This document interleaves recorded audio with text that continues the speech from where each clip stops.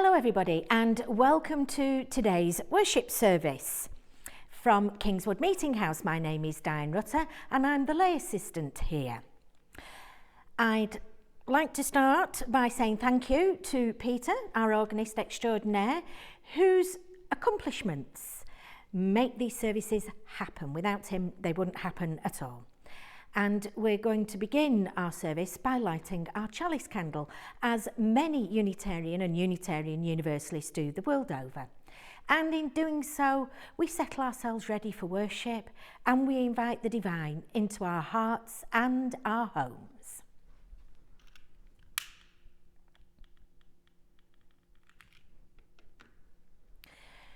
And our chalice lighting today is by the Reverend Cliff Reed. From creation's light, we kindle our own light, giving thanks for all the life of this miracle planet, the life that we are privileged to share.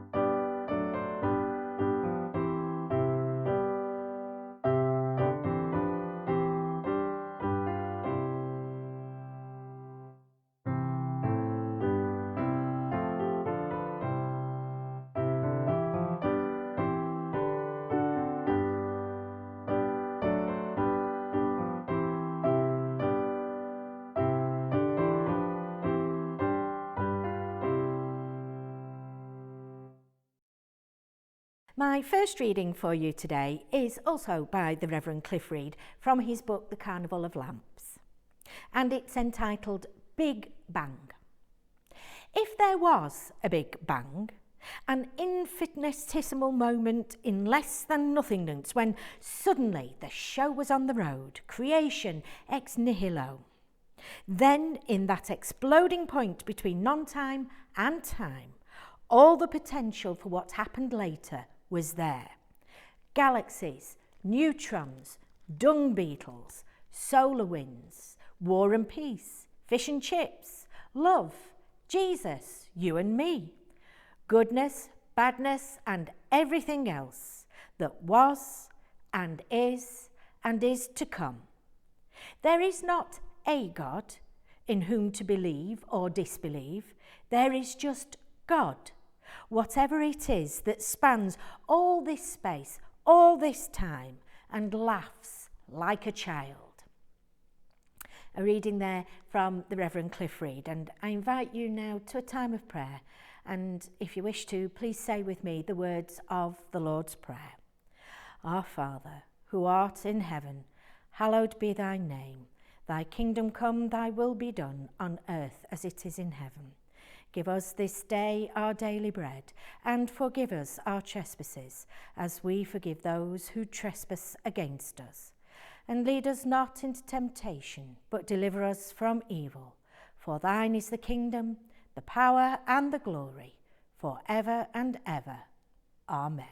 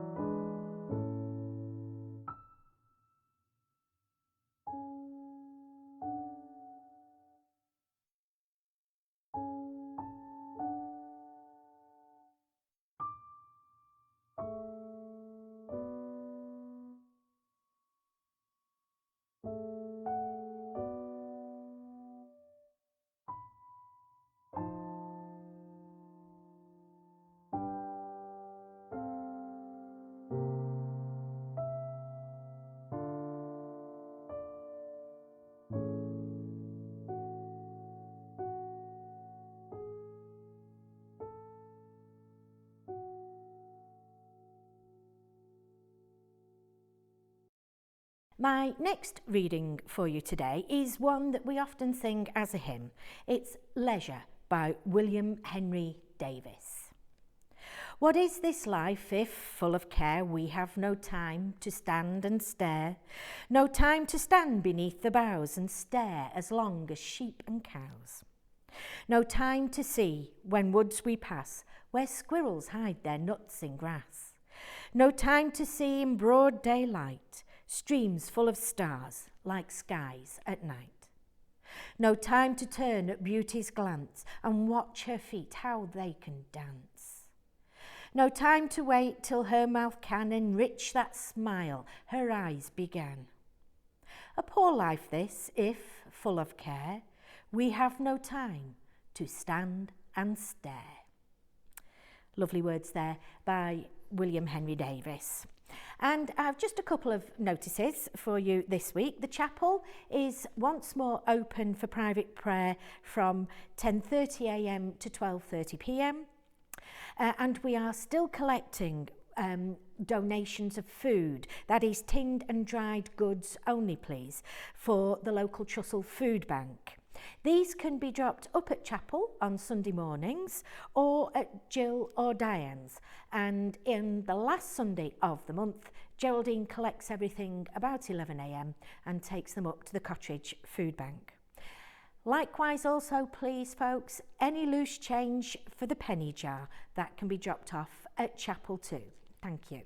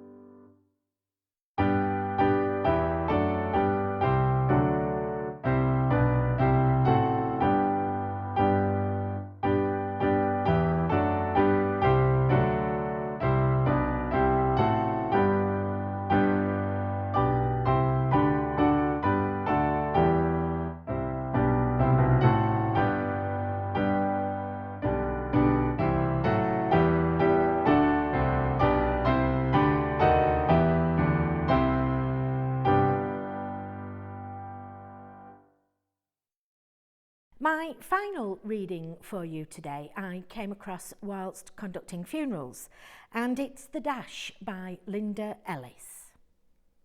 I read of a man who stood to speak at the funeral of a friend. He referred to the dates on her casket from beginning to the end. He noticed that the first came the date of her birth and spoke of the following date with tears. But he said what mattered most of all was the dash between those years, for that dash represents all this time that she spent on this earth. And now only those who loved her know what that little line is worth. For it matters not how much we own, the cars, the house, the cash. What matters is how we live and love and how we spend our dash. So think about this long and hard. Are there things that you would like to change? For you never know how much time is left that can still be rearranged. If we could just slow down enough to consider what is true and real, and always try to understand the way other people feel, and be less quick to anger and show appreciation more, and love the people in our lives like we've never loved before. If we treat each other with respect and more often wear a smile, remembering that this special dash might only last a little while. So when your eulogy is being read with your life's actions to rehash, would you be proud of the things they say about how you spent your dash? Reading there from Linda Ellis, and we come once more to a time of prayer. First, let's have a little silent reflection so that we can bring before God the innermost thoughts of our hearts and minds in a short time of silence.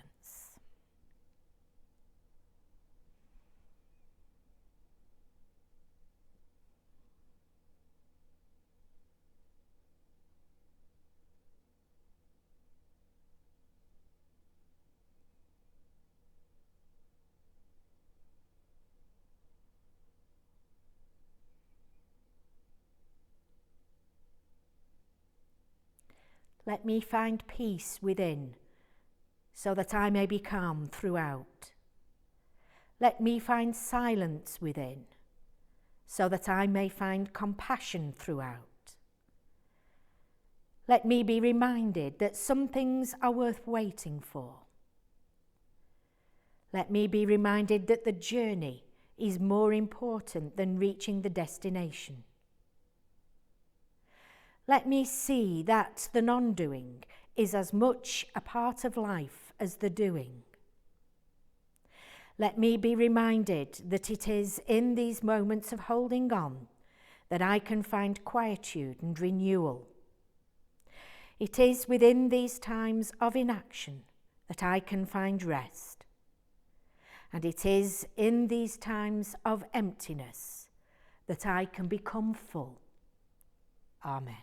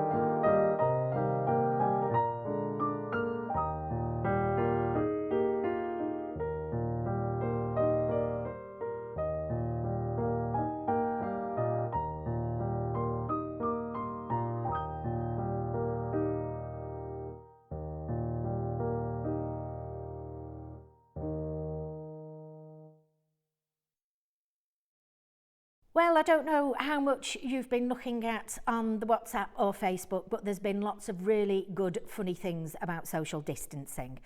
And, early on last year, and it's been repeated many times, there was a great photograph, a funny, circulating on the internet and WhatsApp groups about a take on a socially distanced baptism.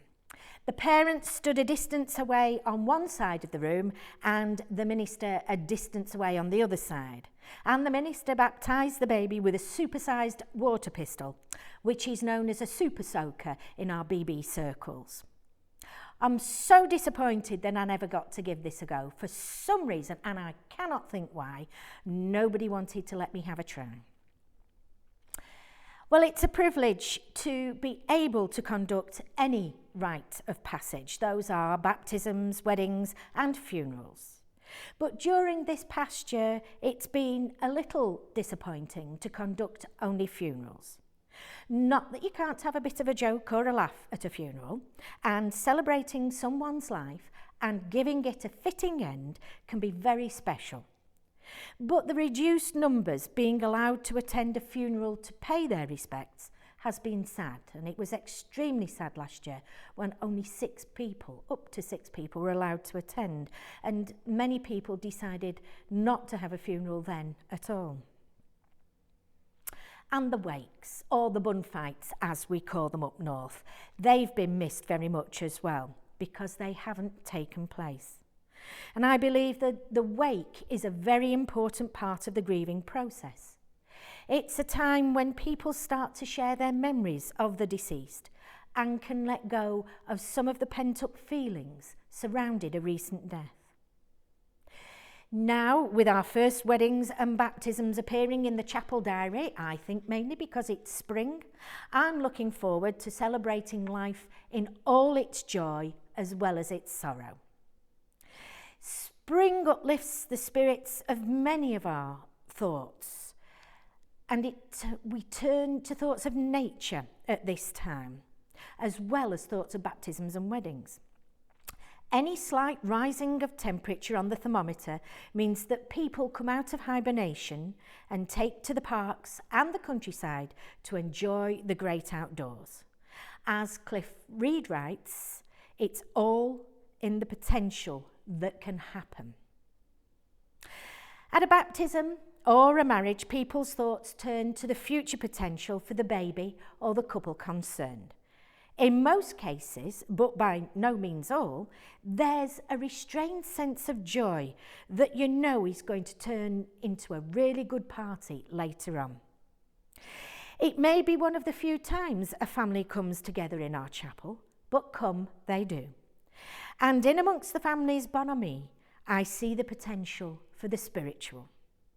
I see people taking time away from their busy lives to spend time together, to acknowledge that something special is happening, a welcoming of a new family member, or a coupling of two families by dint of marriage. They are all building up their dash.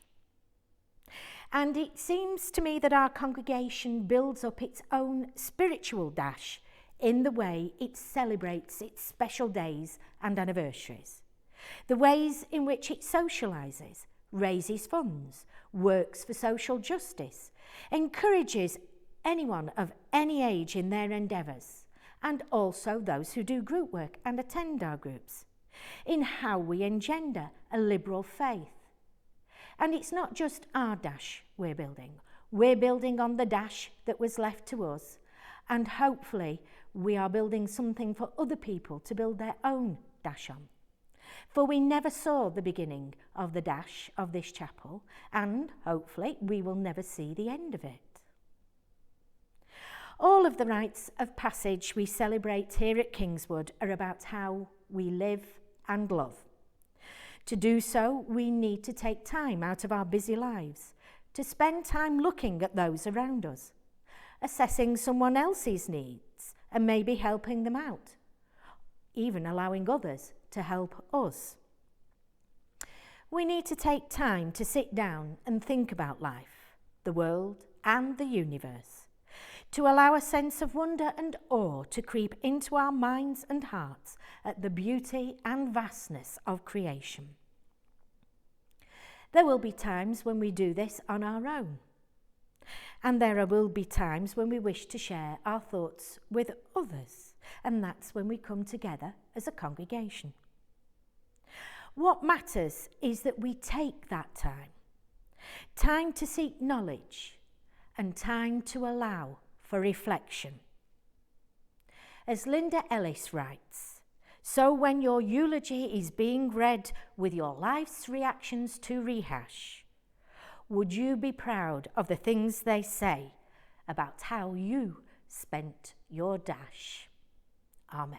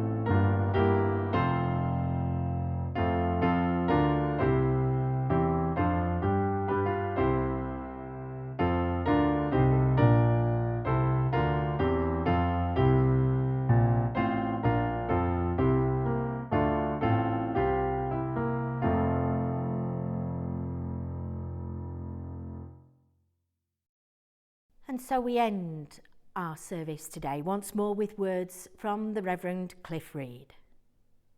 As our worship draws to a close today, may we not forget to keep open the doors of our hearts, to welcome kindly the Spirit of God and of loving human fellowship. Amen.